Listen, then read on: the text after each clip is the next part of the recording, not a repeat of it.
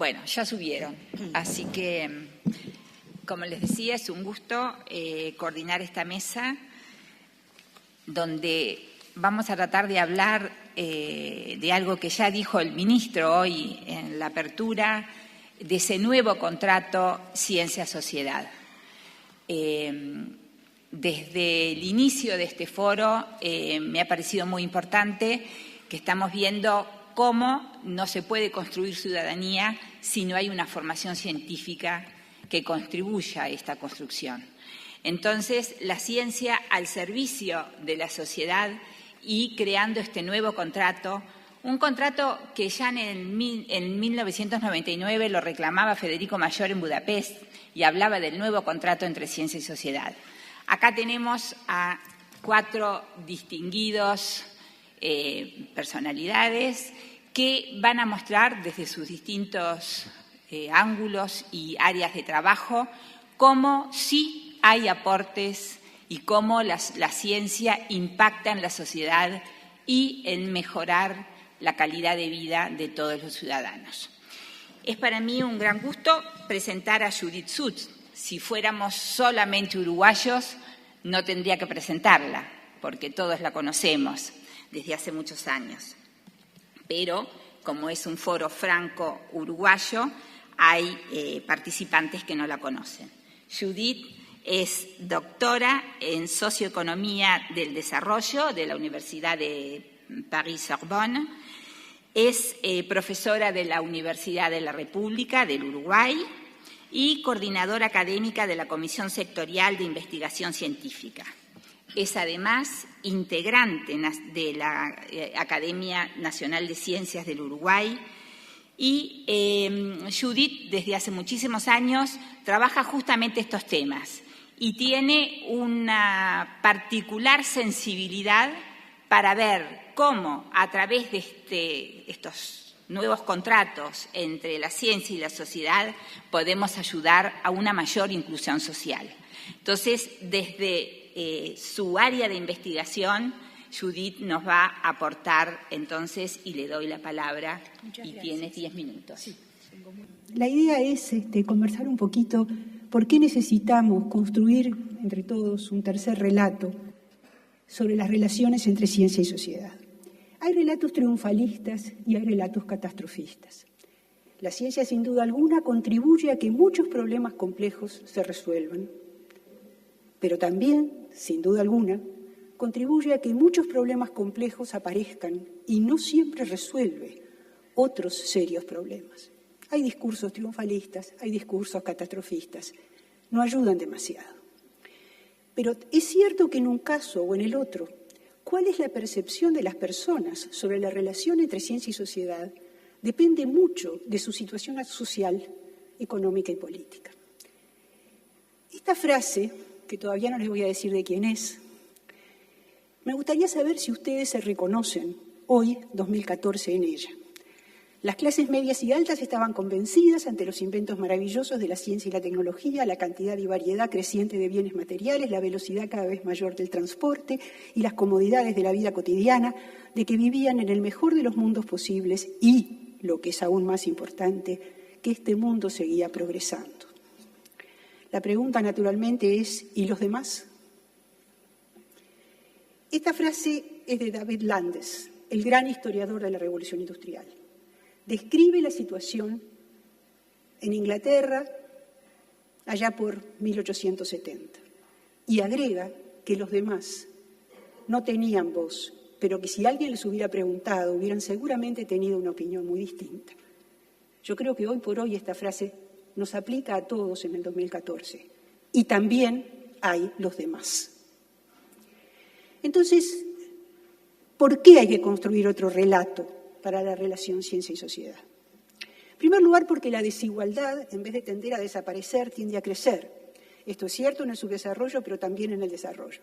Estamos en un foro franco-uruguayo, he tenido el privilegio de leer el libro de Tomás Piketty y puedo decirles que estoy absolutamente azorada por las cifras que presenta de incremento de la desigualdad en el mundo desarrollado.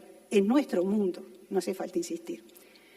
Porque parte del crecimiento de la desigualdad está asociado al conocimiento.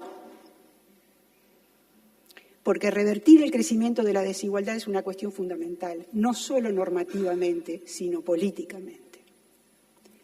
Y porque esa reversión no tendrá lugar con cualquier tipo de esfuerzo en materia de ciencia, tecnología e innovación, y puede agravarse la situación actual con cierto tipo de orientaciones de ciencia, tecnología e innovación.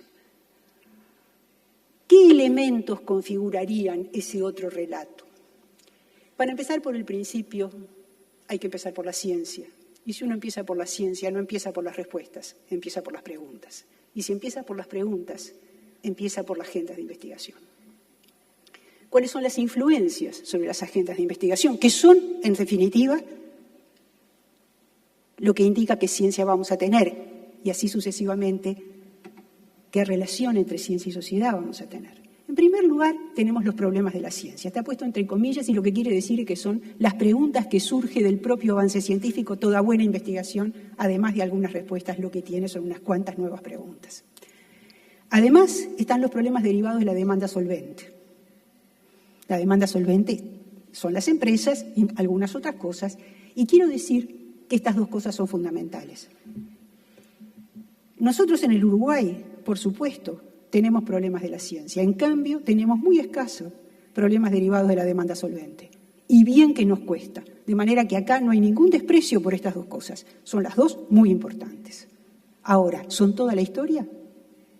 Hay una tercera cosa muy importante. Problemas derivados de la política pública, orientados a la provisión de bienes públicos de calidad. Acá, en general, el mundo desarrollado está bastante bien. El Uruguay no está demasiado bien. Esto es muy significativo, sobre esto hay que trabajar. Pero además de estas cosas, tenemos los problemas derivados de la exclusión social. Si la ciencia y la tecnología no son capaces de dirigirse de forma directa a tratar de contribuir a resolverlos, no vamos a andar muy bien y por eso están punteadas las líneas de la flecha, porque todavía en eso somos muy débiles. Pero además tenemos la escucha ciudadana. ¿Hasta qué punto los problemas de la agenda de investigación están tomando en cuenta lo que la ciudadanía piensa? Y cuidado, esto no es una entelequia. En algunas partes esto se ha hecho, sobre esto se puede trabajar. Dicho esto, entonces, para transformar de forma sostenible las agendas de investigación hace falta muchas cosas. Hay que fomentar de forma sistemática otras modalidades de demanda a la ciencia, incluyendo estas que son más débiles, más allá de los problemas que provienen de la ciencia y los que provienen de la demanda solvente. Hay que discutir seriamente y seguramente cambiar los criterios prevalecientes y dominantes de la evaluación académica, que cada vez más apuntan a un individualismo competitivo desenfrenado, donde no hay espacio para este tipo de consideraciones. Hay que priorizar enfoques relativamente olvidados o débiles en lo nacional y en la cooperación internacional, como decíamos, escucha ciudadana y exclusión social. Esto puede hacerse, se está haciendo en muchas partes, también en Uruguay, también en Francia. Yo no tengo tiempo para contarles con el detalle que merece lo que estamos haciendo en el Uruguay. Si a alguien le interesa, se lo podemos contar. Simplemente titular, tenemos un programa en la Comisión Sectorial de Investigación Científica que le solemos llamar en broma Le Petit CNRS de la Universidad de la República, que se llama un programa de investigación e innovación orientados a la inclusión social, donde está específicamente dirigido a tratar de que emerja la capacidad de vincular de manera directa conocimiento científico con problemas de inclusión social. De Francia no sé mucho, pero hay una cosa que sí sé. De Francia nos viene una inspiración profunda, que es la de la Revolución Francesa. Igualdad, libertad, fraternidad. Hay posibilidades de hacer una ciencia fraterna, que es bastante falta nos hace. Así, entre actores muy variados, se irá construyendo este tercer relato de la ciencia, difícil y desafiante, el de la democratización radical del conocimiento. Muchas gracias. Bueno, siguiendo con los oradores, digo lo mismo, para los uruguayos tampoco necesita presentación, porque todos conocemos muy bien a Gerardo Caetano, pero en el ámbito de este foro lo vamos a presentar. Gerardo Caetano es un historiador, politólogo uruguayo de largo desarrollo, Él es doctor en Historia, doctorado por la Universidad Nacional de La Plata, coordinador del Observatorio Político del Instituto de Ciencias Políticas de la Universidad de la República del Uruguay, es director académico del Centro de Formación para la Integración Regional, docente de la Universidad de la República y también es integrante investigador de la Facultad Latinoamericana de Ciencias Sociales, FLACSO, y también integrante de CLACSO. Es miembro de la Academia de Letras y de la Academia de Ciencias del Uruguay, miembro correspondiente de la Real Academia Española y de la Academia de Historia en Argentina. Es un gusto, Gerardo, entonces, darte la palabra. Bien, yo voy a aprovechar esta circunstancia para presentar un trabajo colectivo. No presentar el trabajo, sino tomar un eje de ese trabajo colectivo. Cada vez más en ciencia no investigamos solos y además no investigamos solo desde una disciplina. Entonces, la provocación del futuro, retos del desarrollo en el Uruguay de hoy, forma parte de un último libro que he escrito con Gustavo de Armas y Sebastián Torres. Y quiero trabajar desde ese libro en un elemento que tiene mucho que ver, creo, con nuestro foro. El vínculo fortísimo que existe en el respaldo a la investigación en ciencia y tecnología, a la innovación en ciencia y tecnología, con la construcción del desarrollo y con el soporte de una cohesión social. Obviamente el tiempo nos va a reducir, pero yo podría presentarles algunas referencias sobre el Uruguay contemporáneo que nos hablarían de un balance y de una perspectiva. Nos hablarían de un balance que, por ejemplo, si ustedes ven el PBI por habitante y lo comparan entre el 900 y los últimos años, verían cómo la relación entre el Uruguay, el promedio de América Latina y el promedio europeo ha cambiado radicalmente. Y ha cambiado en perjuicio de nuestros países. Pero también podríamos observar cómo en los últimos años ha habido en nuestros países un crecimiento sostenido y una convergencia, en algunos sentidos todavía distante, pero convergencia al fin, con los países de altos ingresos. Vean allí, por ejemplo, en la primera medición, la tasa de crecimiento real del Producto Bruto en Uruguay y en distintas regiones del mundo, y vean el salto en esa perspectiva. Uno podría decir, y no desde un discurso triunfalista, como señalaba Judith, que el gran reto que el Uruguay hoy tiene es, construir el salto al desarrollo. Y que ese reto no es una hipótesis inviable, no es una hipótesis irreal, pero es una hipótesis extraordinariamente exigente.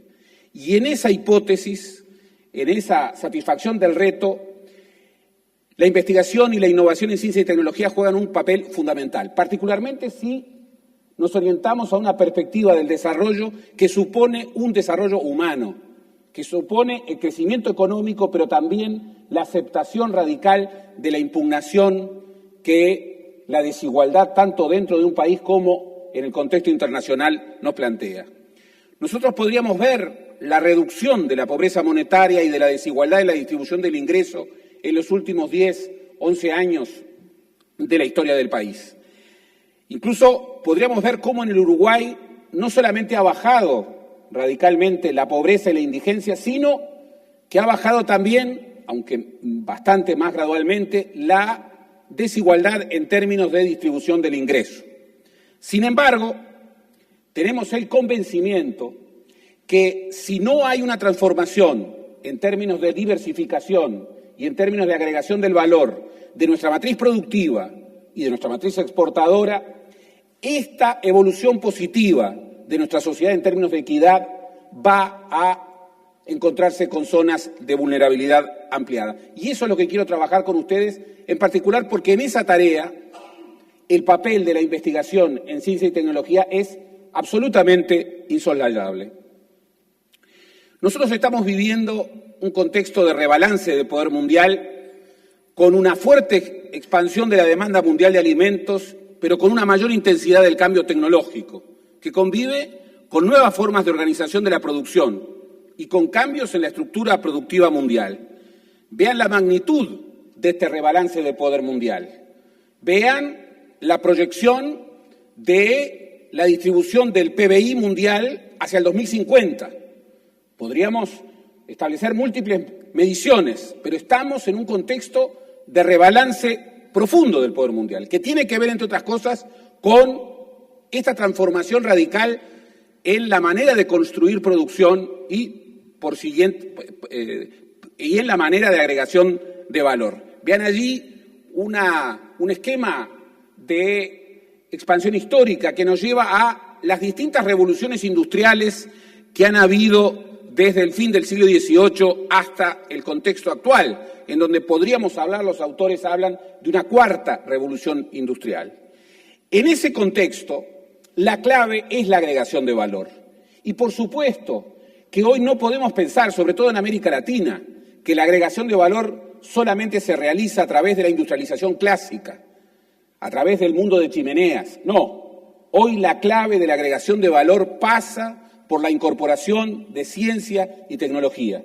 Y si no se satisface este reto, nuestra construcción de una sociedad más igualitaria entrará en zonas de vulnerabilidad. Aquí ustedes tienen un esquema de hasta qué punto en la construcción de cadenas de valor globales el mayor valor agregado tiene que ver con la investigación para el desarrollo, la investigación y la innovación en ciencia y tecnología, y también tiene que ver con otra gran demanda de esta etapa del Uruguay contemporáneo, que es la logística. En ese contexto hay que ser muy claros. Vean, por ejemplo, la distribución de valor en el iPhone en el 2010 y vean la relación diversa de los distintos componentes y de su radicación.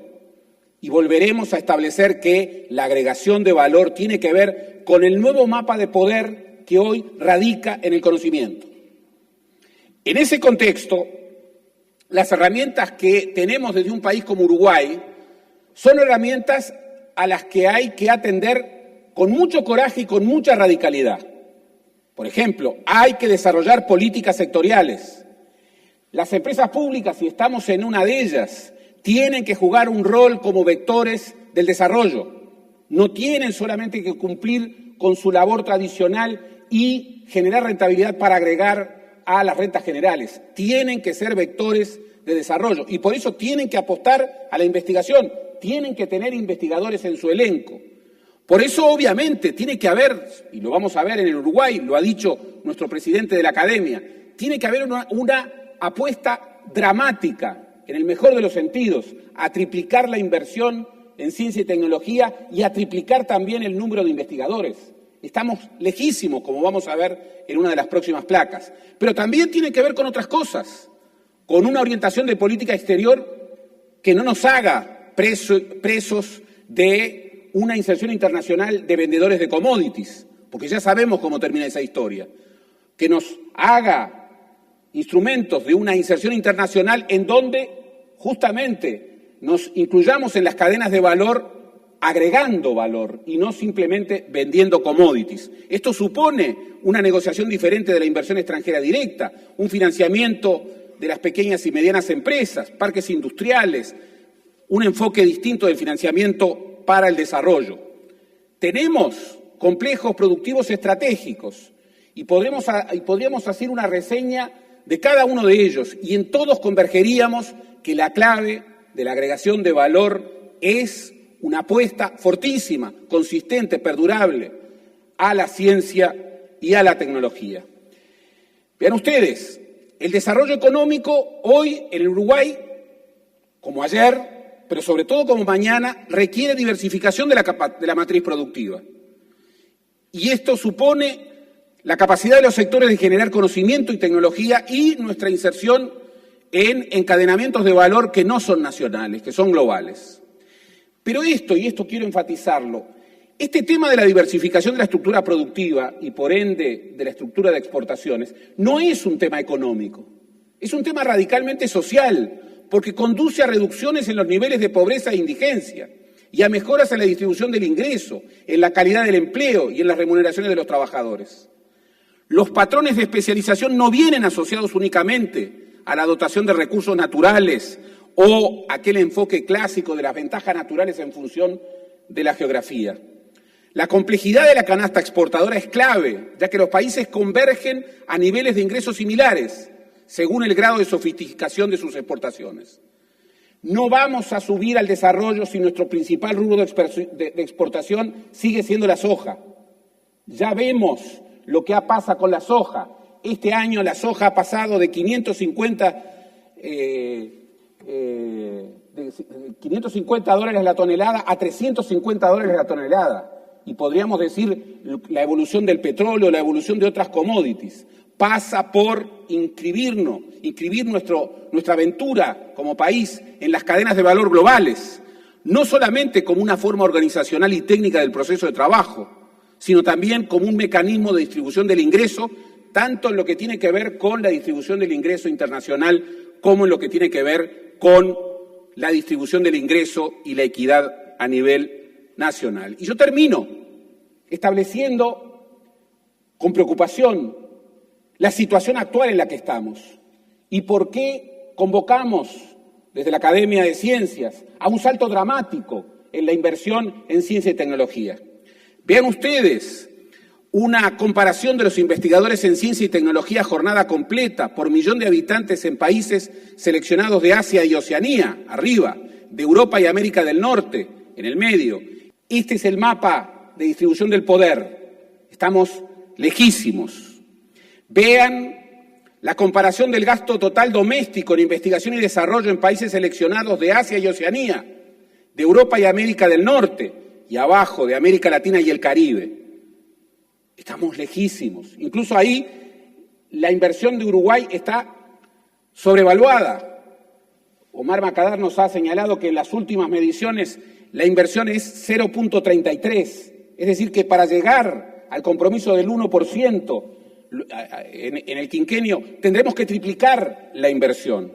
Y vean finalmente cómo el gasto total doméstico en investigación y desarrollo en Uruguay, en una serie que va entre el 96 y 2009, ha registrado en esta última etapa un incremento importante, pero no suficiente.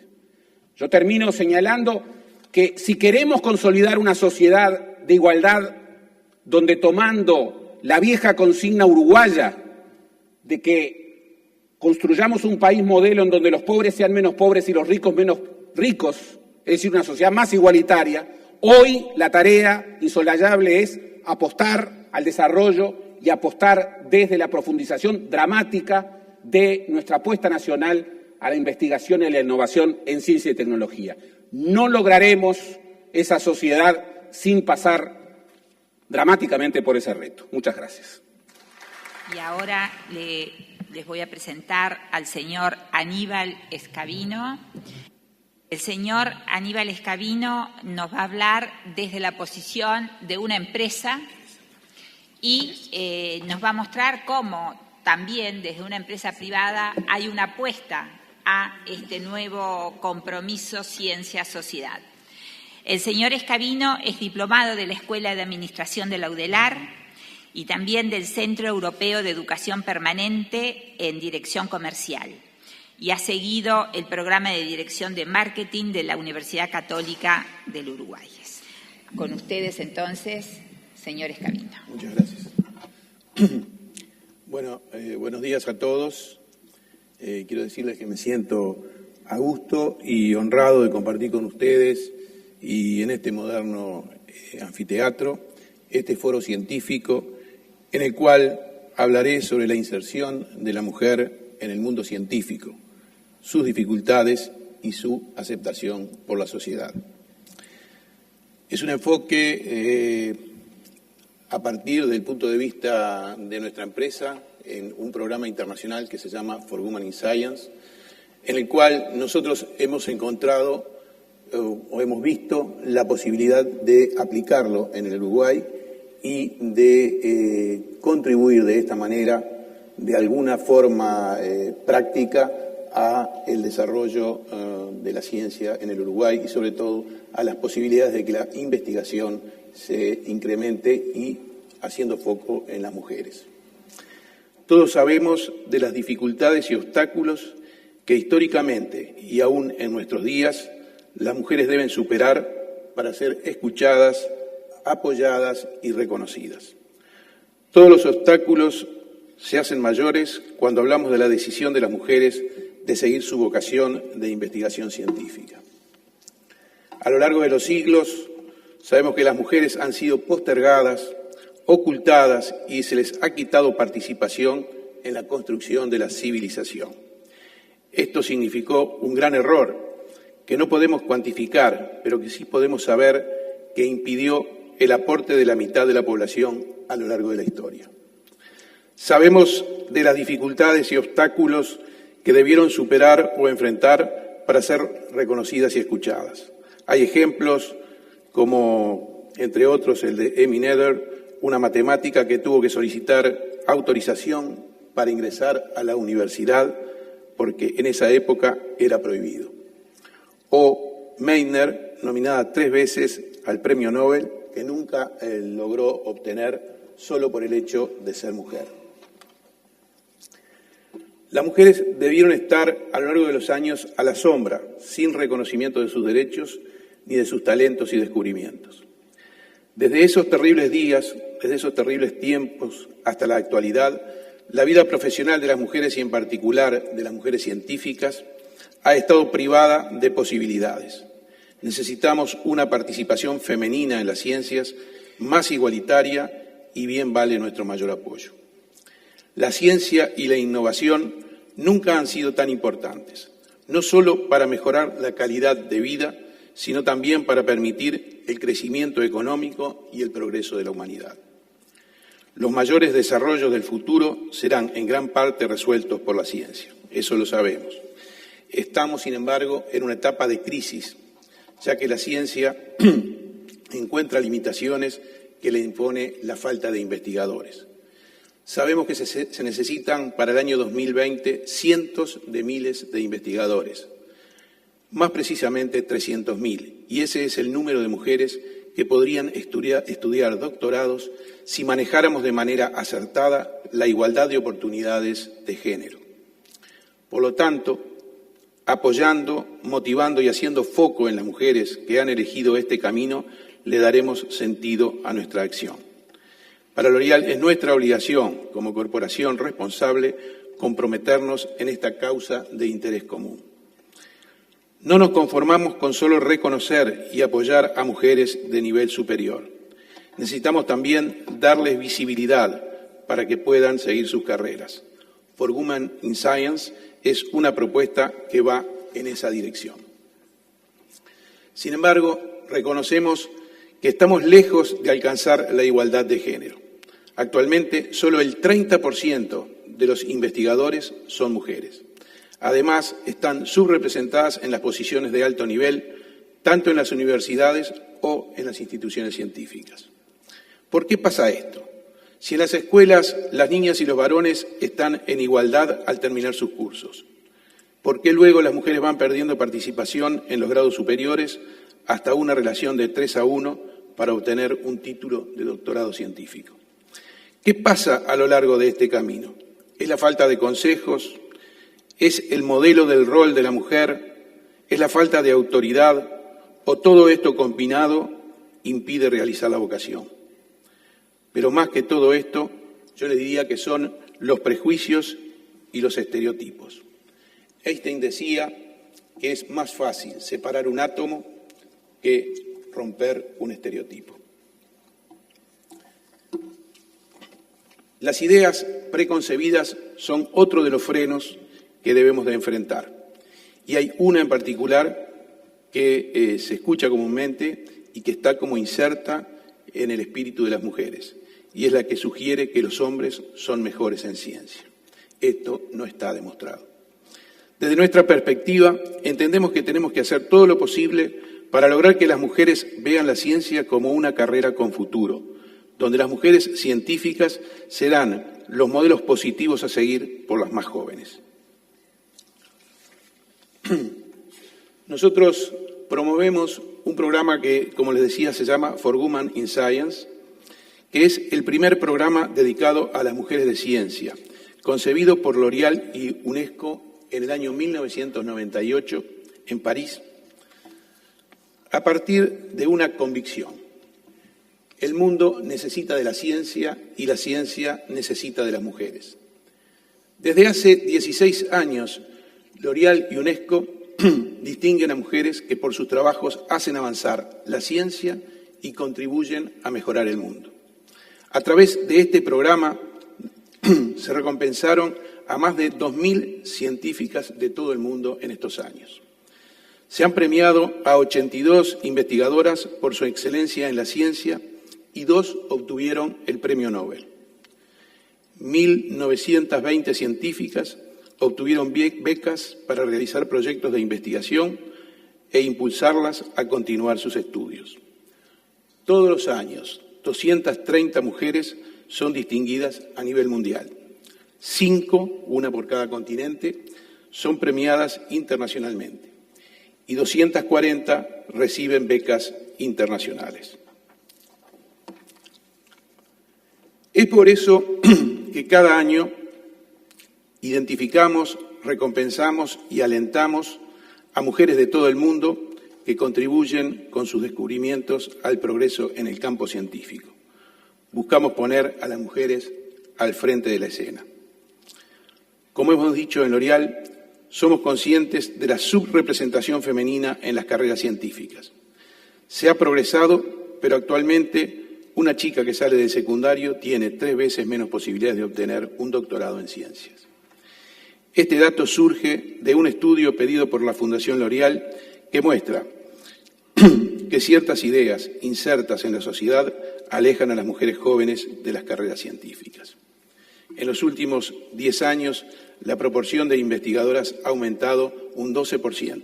Sin embargo, esa relación de 3-1 continúa. Asimismo, hay un desequilibrio progresivo cuando estamos al mismo nivel en el secundario y a medida que ascendemos en la escalera académica, menos numerosas son las mujeres científicas.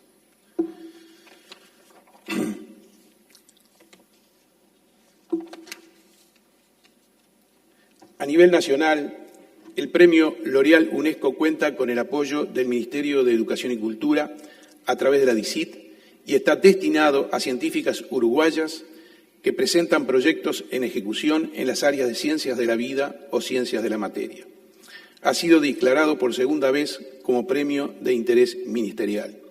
Con ello, reforzamos nuestro compromiso de distinguir a mujeres científicas uruguayas cuyos trabajos contribuyen al desarrollo y progreso de nuestro país. En Uruguay, el premio comenzó a otorgarse anualmente a partir del año 2008. Llevamos 7 años realizando el evento, por lo tanto ya son 7 las investigadoras premiadas y en nuestra última edición tuvimos la oportunidad de entregar una mención especial a un segundo trabajo por la calidad del mismo. Durante todo este tiempo, este trabajo conjunto con la UNESCO y con DICIT, hemos logrado difundir For Women in Science entre la comunidad científica de nuestro país, contribuyendo de esta manera con un aporte económico, concreto, a dar continuidad a diferentes proyectos ya existentes o en ejecución. Corresponde destacar que esta es la primera iniciativa de premiar el trabajo de mujeres científicas uruguayas. También tenemos que decir que en todo este periodo nos hemos sentido cada vez más entusiasmados y más orgullosos de lo que se está creando, porque vemos que existe un sentir por parte de las científicas que es una respuesta positiva, tremendamente positiva, hacia nuestra propuesta.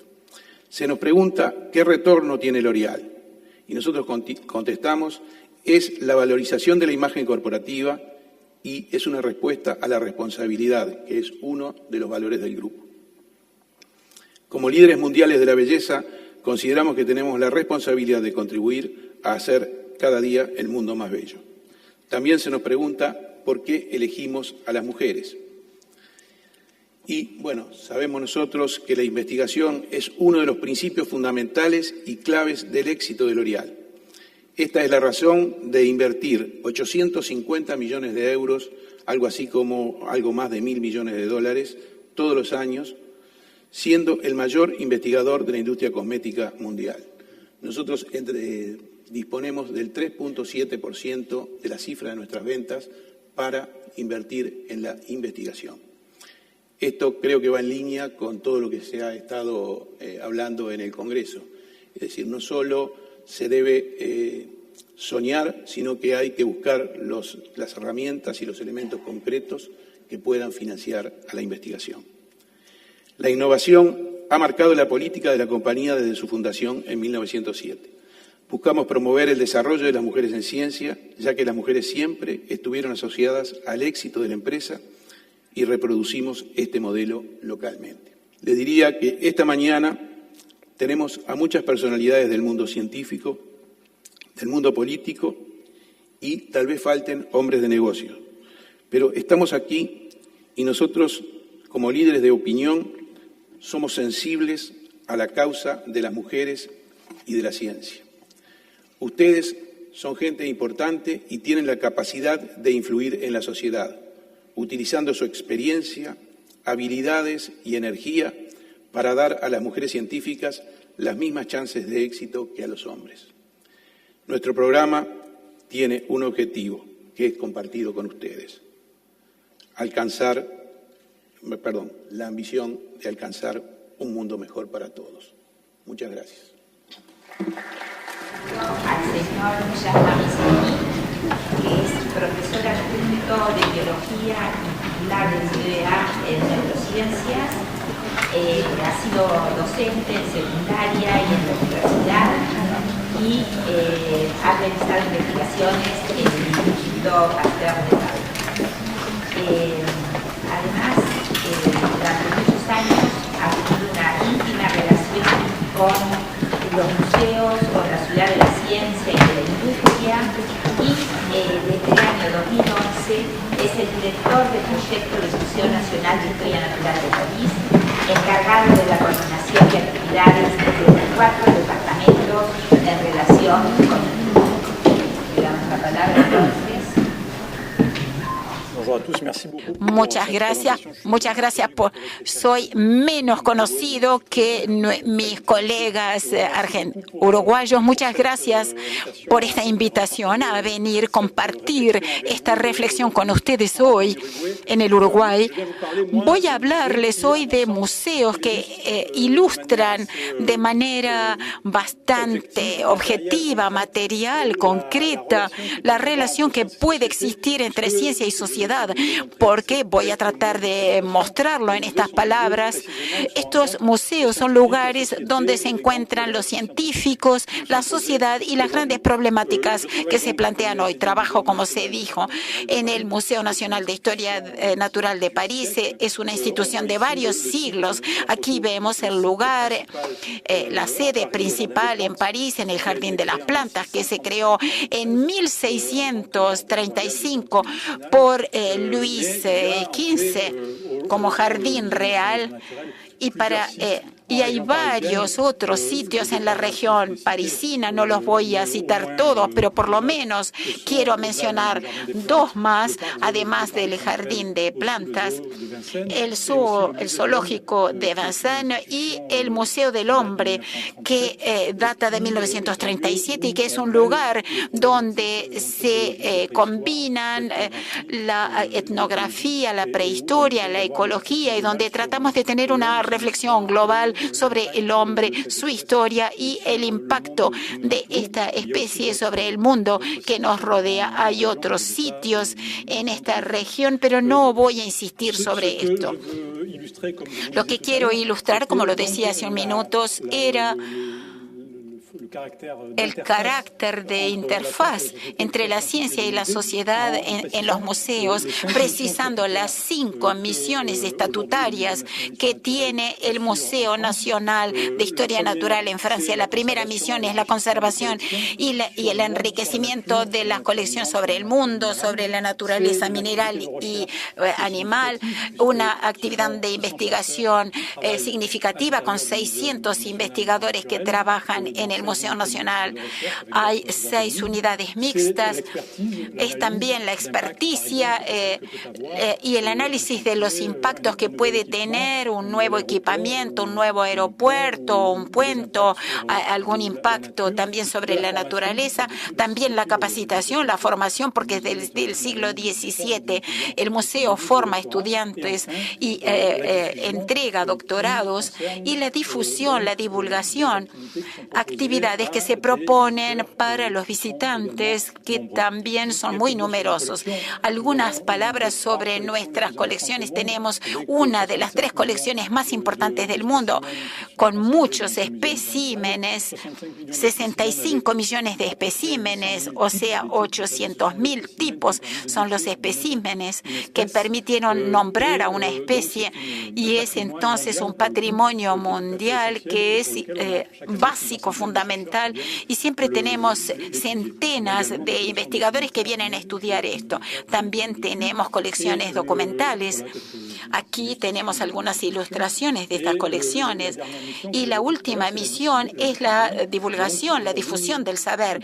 Hoy algo más de 3 millones de visitantes vienen a los diferentes sitios que se proponen por el Museo de Historia Natural, ya sea las galerías, la Galería de la Evolución, por ejemplo, que habla de la evolución y de la variedad de la vida en la Tierra, o el Zoológico de París, del que también hablé, o los proyectos también que van a plantearse próximamente, que son proyectos importantes, una gran herboristería nacional con muchas plantas botánicas, el Parque Zoológico de París, una exposición de mineralogía y el Museo del Hombre en 2015. Todo esto para mostrarles, no voy a hablar de la formación, pero tenemos 600 investigadores, muchísimos visitantes, y tenemos entonces un trabajo que está en interfaz entre la ciencia y la sociedad, y esta interfaz entre ciencia y sociedad se expresa por problemáticas y por discusiones, reflexiones que son esenciales. Ya se dijo esto. Tenemos una relación, las sociedades tienen una relación ambigua con la ciencia.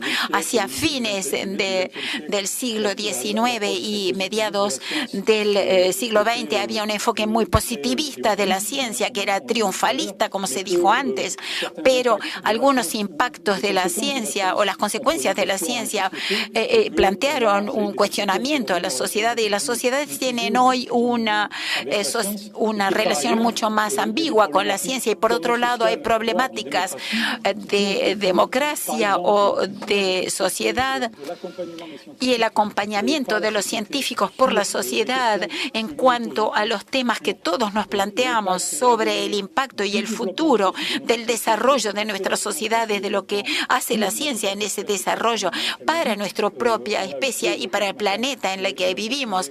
Esto lo mencionamos.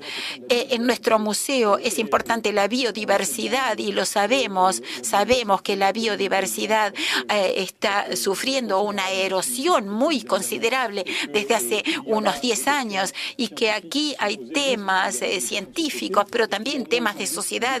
Y hay otro tema importante, que es la financiación de la ciencia. Desde mediados del siglo XX, la ciencia se financia con mucho dinero. Esto está muy bien, pero es normal que la sociedad, a través de su expresión democrática, dé su opinión sobre cómo se financia la Francia.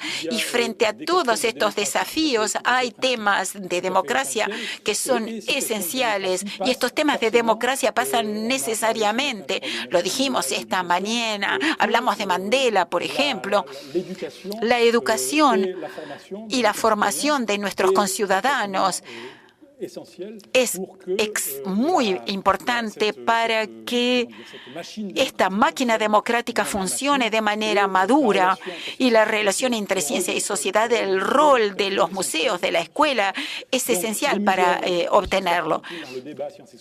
Y entonces, ¿qué es lo que el museo aporta? Aporta desde un punto de vista educativo, esto ya lo dijimos mucho esta mañana, aporta conocimiento sobre las ciencias y su desarrollo. Esto es muy importante, es la principal misión, la que da lugar a mayor cantidad de visitantes, aporta también conocimientos y claves de comprensión que permitan ejercer la responsabilidad de ciudadano. Es muy importante la formación a la ciudadanía, también pasa por los museos, favorece además, y esto también es muy importante, también lo dijimos esta mañana, la promoción de las vinculaciones entre la comunidad científica y la sociedad contribuye a la acción educativa, las relaciones entre escuela y museo es importante, y esto favorece también el interés por las carreras científicas. Hay una carencia de vocaciones científicas y nosotros contribuimos con otros a tratar de darle mayor interés a esas carreras científicas. Según las instituciones, además, pueden favorecer la comprensión del desarrollo de las ciencias y de las técnicas y su impacto sobre la sociedad, la economía y la vida de todos los días, la vida cotidiana. Y por otro lado, esto también se fue expuesto esta mañana por la Fundación Manos en la Masa. El museo contribuye a la formación de métodos y herramientas científicos. Esto es muy importante, formar a los jóvenes, a los ciudadanos y a aquellos que nunca serán científicos, pero para tener un enfoque analítico, crítico, formular hipótesis, comparar, y nosotros también contribuimos. Y por último, y este es el tema que nos interesa más a nosotros como museo, es captar el impacto del hombre sobre la naturaleza, sobre el planeta, sobre la biodiversidad. La prensa no habla mucho de esto. Nuestro futuro depende de ese impacto del hombre sobre el planeta. Algunos científicos hablan de la era del planeta transformado por el hombre y la importancia de las actitudes que debemos adoptar. Esto es esencial y todo esto participa de la constitución de una cultura que puede ser considerada como un conjunto de conocimientos, un patrimonio compartido, un conjunto de valores compartidos en el grupo humano, un vínculo entre los hombres que está más allá de contexto religioso o étnico y una forma de educación, de emancipación. Y cuando lo digo es para ilustrar, cuando hablamos de cultura científica, hablamos de cultura en general. No hay una cultura por un lado y una cultura científica por otro lado. Las bellas artes y las ciencias, las letras, todo eso participa en la formación de los ciudadanos y la participación que tenemos. Hay un rol que debemos desempeñar. Y para concluir, quisiera sencillamente ilustrar la manera, la forma que nosotros podemos utilizar para tratar de cumplir con esa misión. Hoy, los museos e instituciones culturales tienen formas muy variadas. Son empresas en el sentido multimedia que utilizan canales diversos para hacer su misión. Esta misión la hacen proponiendo galerías, por exposiciones, colecciones permanentes, parques botánicos o jardines zoológicos, visitar talleres, visitas guiadas, conferencias, debates, mesas redondas, películas, libros.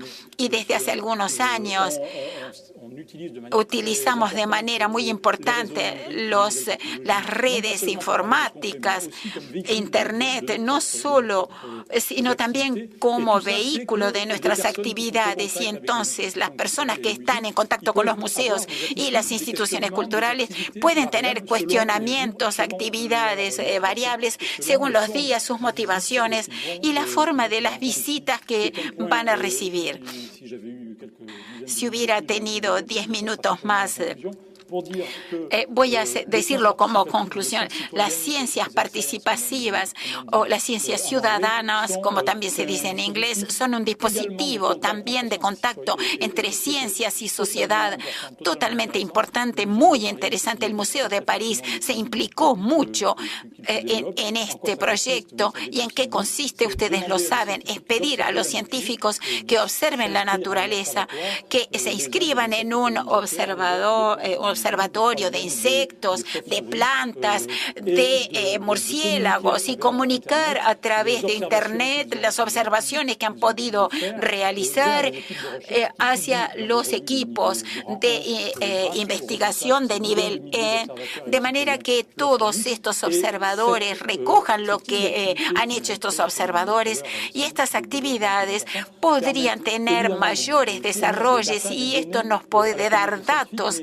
para la comunidad científica, de manera que haya una investigación apoyada por más ciudadanos y que hubiera en los museos un capítulo más vinculado con las escuelas y para algo más participativo. Algo muy importante, la implicación de los ciudadanos en la investigación como interfaz activa, equivalente o de igual a igual entre ciudadanos y científicos, y esto merece una atención particular, un interés particular de la comunidad científica. Muchas gracias por su atención. Creo que es dificilísima poder resumir en 5 minutos las ricas exposiciones que hemos tenido en esta mesa. Sin embargo, voy a tratar de agrupar, porque Judith y Gerardo nos hablan de Judith, de este nuevo contrato ciencia-sociedad. Judith lo llama un nuevo relato, ¿verdad?, como mecanismo para trabajar la desigualdad. Es decir, si no hay una apuesta fuerte a el desarrollo científico y tecnológico, estas desigualdades sociales podrían agravarse, podrían agrandarse, estas brechas sociales.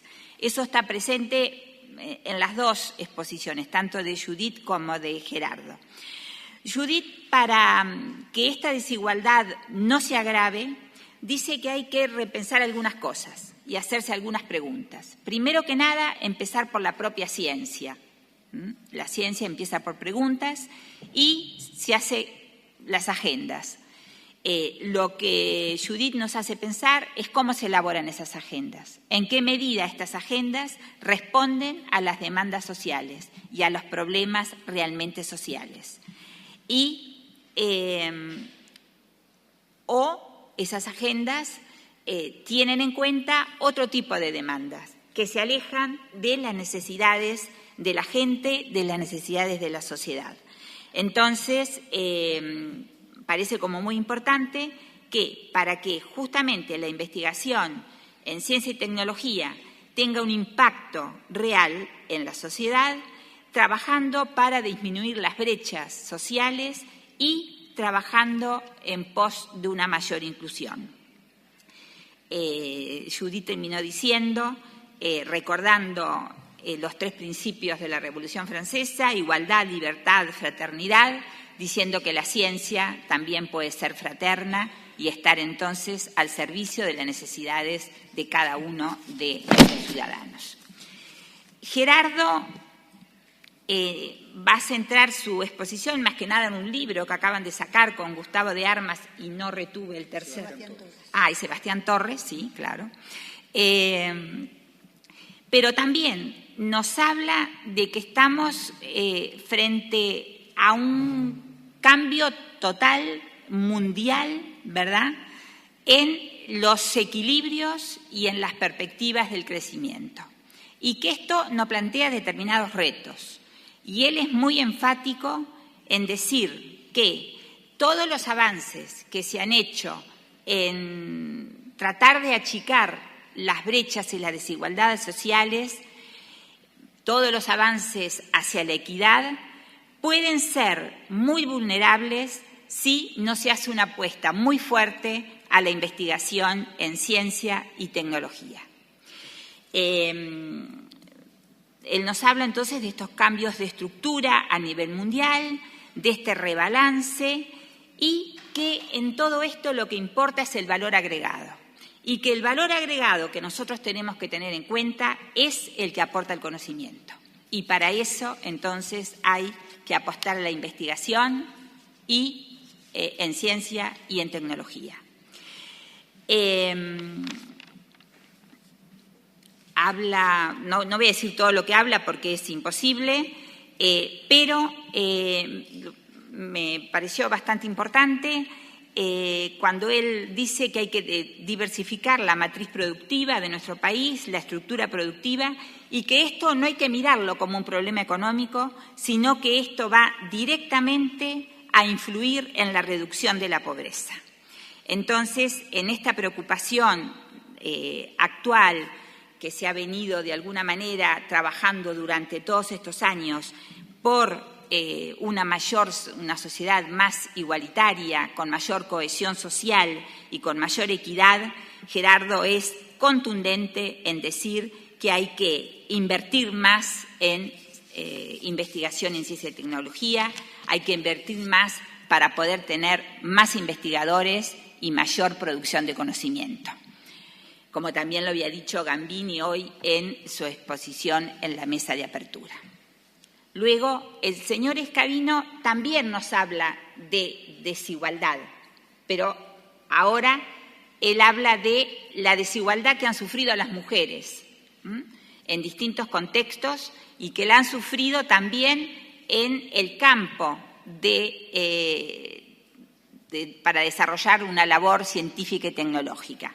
Entonces, él hace énfasis en esa postergación que han tenido las mujeres y por eso es que la empresa L'Oréal, que de alguna manera se beneficia de las mujeres, apuesta a las mujeres y apuesta a que las mujeres se inclinen, se motiven a las carreras científicas y que sean visibles la actividad de las mujeres, sus aportes en el campo científico.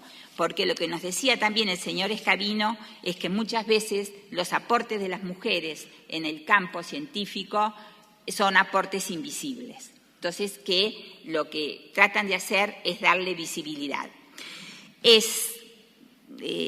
dice una cosa que lo venimos diciendo hace mucho tiempo, es que hay preconceptos sociales que hacen pensar que el mundo científico es un mundo masculino, por el cual la entrada de la mujer ha sido de alguna manera más compleja y más dificultosa para las mujeres en general.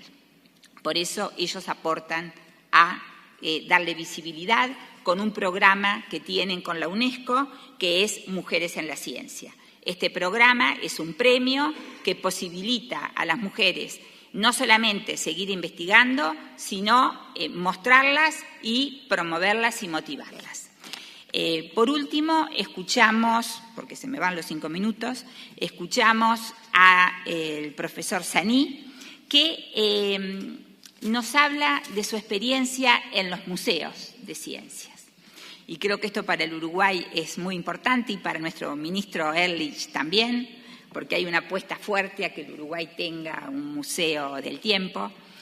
Entonces, habla y dice que los museos, de alguna manera, ilustra de una manera objetiva la relación ciencia y sociedad, porque es el punto o el lugar o el espacio donde se encuentran los científicos y la ciencia con la sociedad. Él mostró los distintos espacios que hay en Francia y en París, pero lo que me parece importante es lo que él dice, que para que se dé esa relación entre ciencia y sociedad en un museo deben darse algunas condiciones. Por ejemplo, la conservación y el mejoramiento permanente de las colecciones que ahí están. La investigación que se dé en el museo, la experiencia, la formación y la difusión. Los museos de ciencia, entonces, tienen como misión la difusión del conocimiento y del saber. Y los desafíos de la ciencia, para el señor Zaní, son los verdaderos problemas de la sociedad, como por ejemplo, él pone algunos. ¿Cuál es el impacto del hombre y de su desarrollo sobre el futuro del planeta?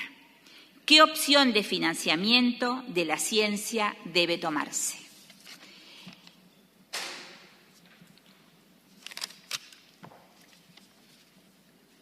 Por otro lado,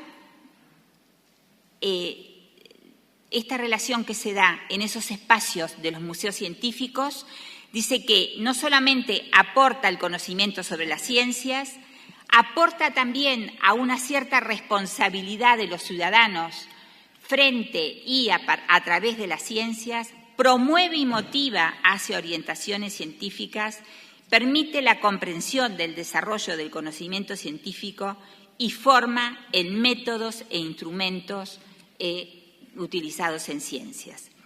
De alguna manera, vuelve a poner énfasis en el impacto que tiene el hombre sobre la naturaleza, sobre el planeta y sobre la biodiversidad. Y que también los museos permiten juntar, tener un cuerpo de conocimientos y de valores que finalmente son compartidos por una comunidad y crear lazos entre los hombres. Son también un medio de educación. Y para poder gestionar los museos, dice que ellas lo hacen casi como una empresa y tienen distintas modalidades para acercarse a la población, para acercarse al público, muchas de ellas relacionadas con los intereses del público que viene o con las distintas edades.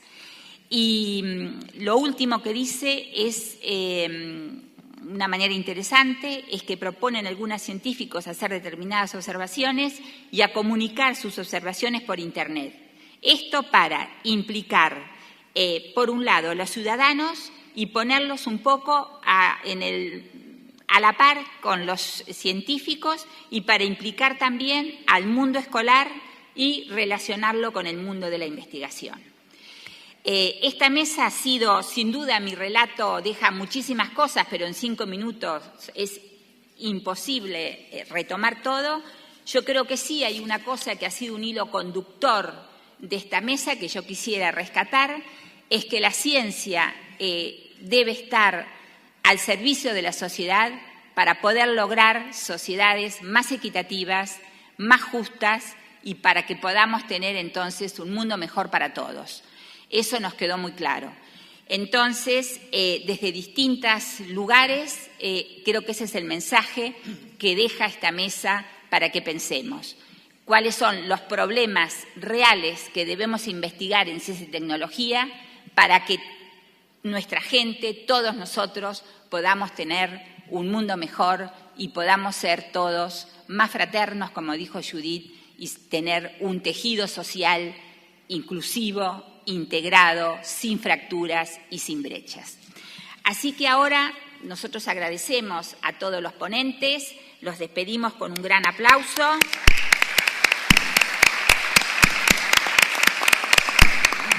Yo voy a solicitar al señor Jean-Luc Clément que pase a la mesa.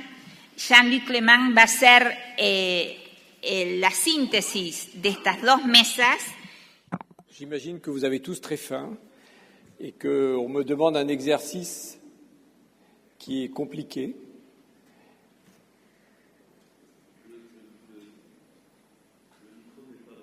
Le micro n'est pas branché. Si, vous m'entendez quand même. C'est vert ici, donc je pense que ahora pienso que sí. Me me han pedido un ejercicio muy complicado. Todo el mundo tiene hambre. Seré muy breve.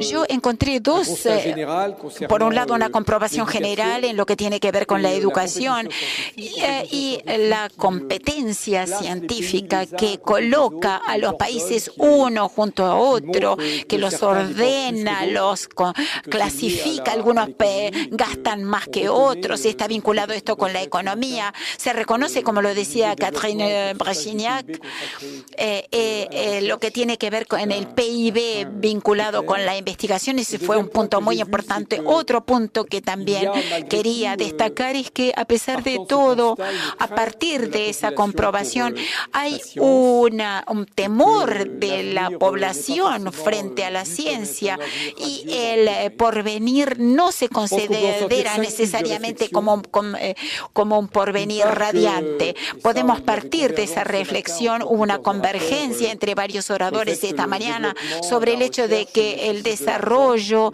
y la investigación requiere dinero y que la sociedad, la comunidad financie, ponga dinero en esta operación, en estas operaciones. Segundo punto, no hay que tener miedo, por un lado, de la movilidad de los cerebros. Es una constatación también. Nuestros investigadores, nuestros jóvenes se mueven, se van tanto a países desarrollados como a países en desarrollo. Catherine Brechignac lo dijo. Si bien algunos trenes están un poco más atrasados, seguramente van a recuperar el atraso y sería bueno que todos esos trenes vayan en línea. No hay que temer esto. Y por otro lado, resulta claro que la educación es un factor de evolución fuerte.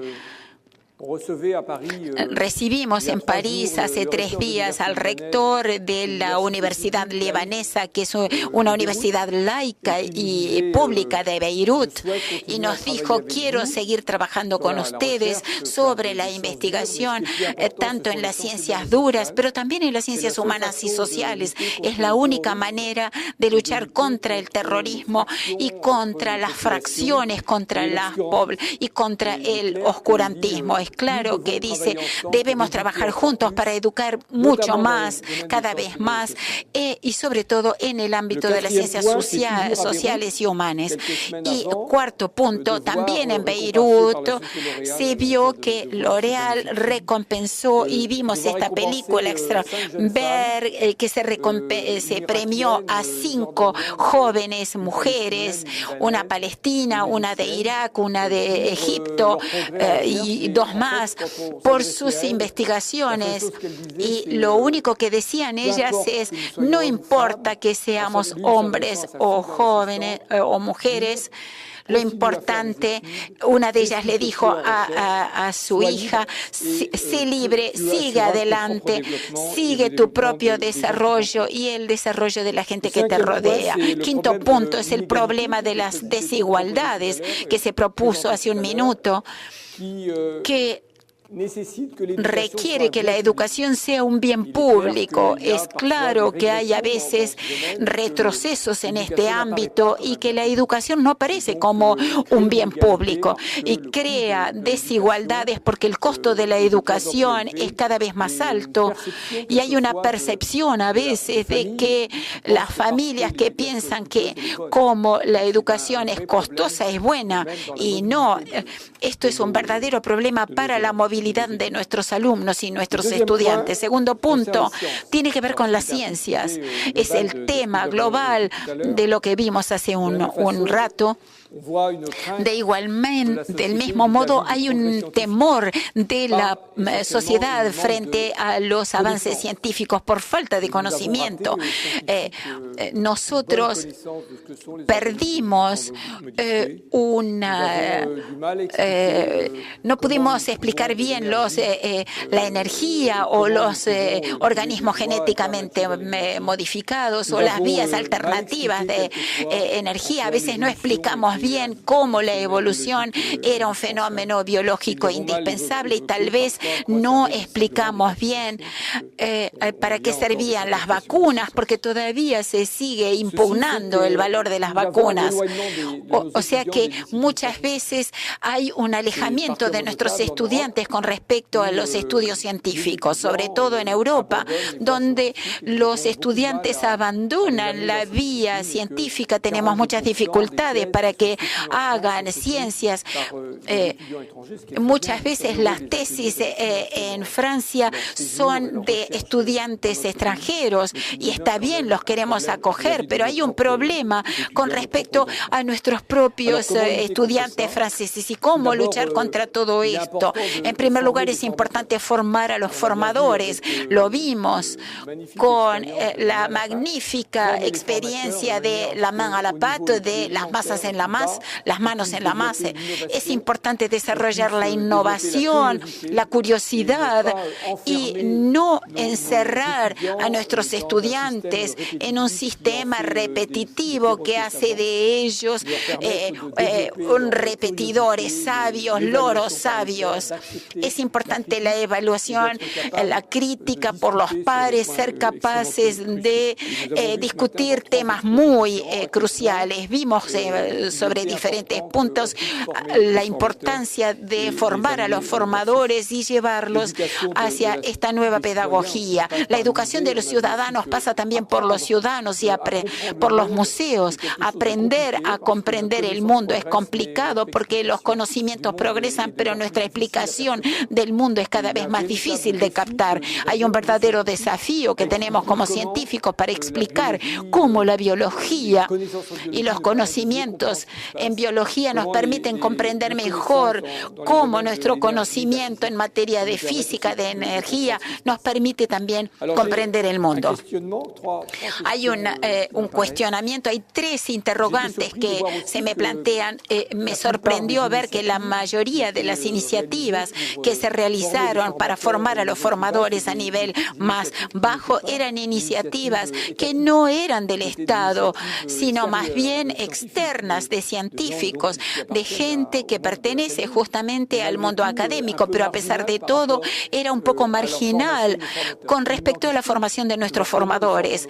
Hay que ver cómo los formamos a esos formadores, cómo formamos justamente a los maestros que reciben a nuestros niños más pequeños, y también cómo se hace la investigación en los museos, y hay que tener una buena formación. Y entonces es importante también estar más cerca de los ciudadanos. Hay perspectivas, quisiera darles tres. Por un lado, entre las herramientas de cooperación que llevamos a cabo con ustedes a través de los organismos de investigación y las universidades, entre nosotros es importante que nos conozcamos, hablemos la misma lengua, aunque la lengua sea diferente.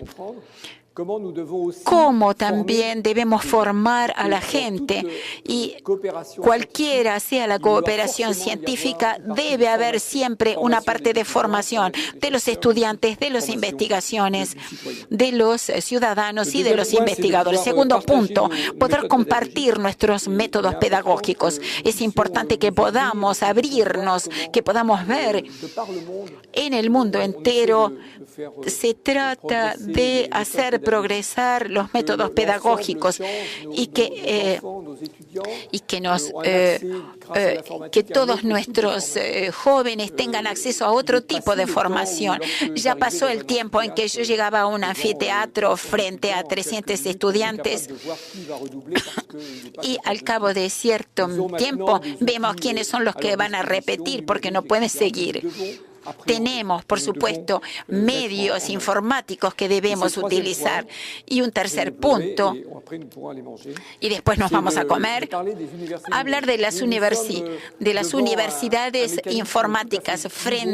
Estamos frente a un mecanismo nuevo. Somos capaces de enseñar, somos capaces de dar información y recibir también cómo esas informaciones son captadas gracias a sistemas informáticos.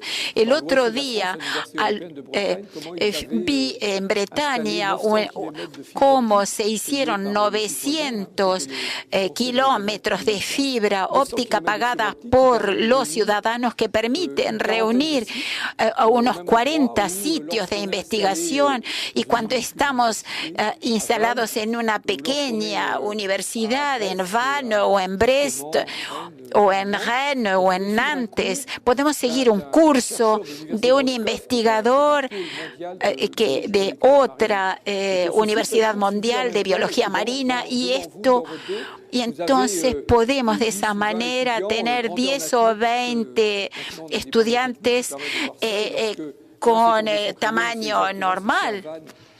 Y entonces podemos tener todas estas universidades en red y un contacto directo. Y en Ottawa hay otro grupo de estudiantes que está siguiendo el mismo curso y que sigue planteando las mismas preguntas entre ellos. En un anfiteatro como esto seguramente va a desaparecer. Habrá solamente 3 filas y habrá 3 en Montevideo y otras en Ottawa y otras en Brest y otras en alguna pequeña universidad de Francia. Tenemos que aprender a modificar nuestra pedagogía, las cosas, instalar anfiteatros inmersivos, estructuras que nos permitan comunicar, compartir el saber de una manera fuerte. Y en esto se está jugando también los clubes que permiten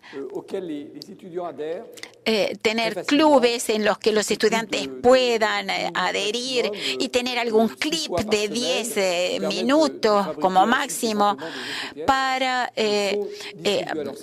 participar. Y esto puede ser una apelación para que vengan los estudiantes a cierta universidad, o también se pueda hacer una formación. Hay una plataforma que se instaló en Francia que podría formar parte de las formas de cooperación que podríamos llevar a cabo entre nosotros. Hay muchos estudiantes africanos que se han instalado en esa plataforma y que llevan y que siguen cursos y que quieren tener diplomas. Y entonces ver cómo hacer que logren sus títulos, sus diplomas, los estudiantes que están lejos a través de estos sistemas informáticos para trabajar en forma conjunta. Hay una serie de pistas que debemos llevar adelante. Estamos frente a evoluciones, a cambios. Esto tiene que ver con la capacitación en materia industrial. Vi a algunos industriales algunos días pasados. Ellos están haciendo capacitación de jóvenes que han abandonado la escuela y esas formaciones fueron construidas por quienes hacían juegos de video, y eso se hizo para jóvenes que habían abandonado la educación escolar. Hay muchas cosas que podemos hacer. Es muy importante felicitarnos por la cooperación, pero será importante que la imaginación esté en el poder. Muchas gracias. Asuntos públicos, para conocer mejor, para saber más.